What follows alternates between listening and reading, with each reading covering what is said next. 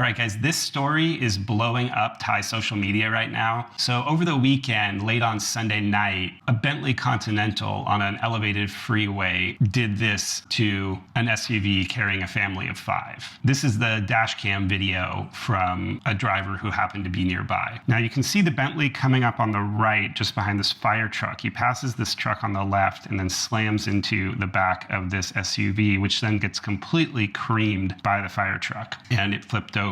Thank God it didn't go off the edge of the freeway, and everyone was wearing seatbelts, so they were okay. But a 4-year-old in the car, as well as a woman, were injured. So it finally comes screeching to a halt with the Bentley sandwiched and the SUV upside down next to it. The fire truck was completely totaled as well. Apparently the fire truck was on the way to a burning house to try and save some people. That's why it was driving at high speed. Now this is kind of juicy, you know, Bentley, a 660,000 USD car here in Thailand, assuming they imported it legally. But what happened next is the crazy part. So it's unclear how long it took, but after some period of time, the gentleman gets out of the car with a very nicely dressed, beautiful woman and walks across the street to jump in a taxi cab. Apparently, the firefighters ran over and stopped them from leaving the scene, but it keeps getting better. So apparently the police show up. They find a bottle of wine in the back seat of the car, although it's unclear whether it had been opened or not, and they attempt to administer a breathalyzer test, to which Suthat replies, "I'm afraid that I can't blow hard enough, so I'm not going to do a breathalyzer test." Now this is similar in America. You can refuse a breathalyzer test and insist on a blood test at the station. Now instead of arresting him on the spot, there is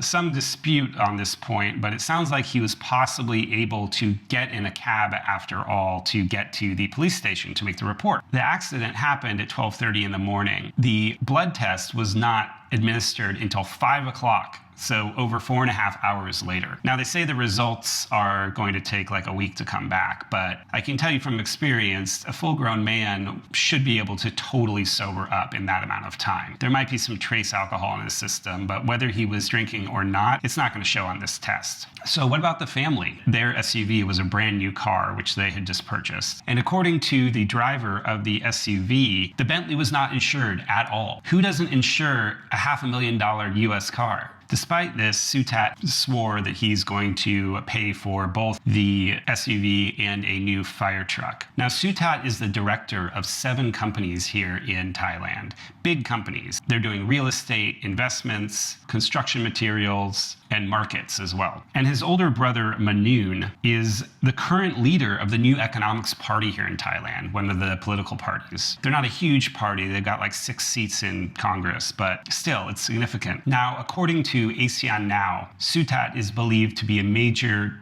donor to this political party. Now, according to Bangkok Business News, this guy has a 100 million baht stock portfolio. I bet he's worth more than that. So that's it. Here in Thailand, they say the place is corrupt, but individual cases like this, it's hard to say. Why was he allowed to leave the scene of the crime? Why was he given 5 hours to sober up for the blood test? We'll probably never know. Thanks for watching. Leave a comment down below if you have more information on this case.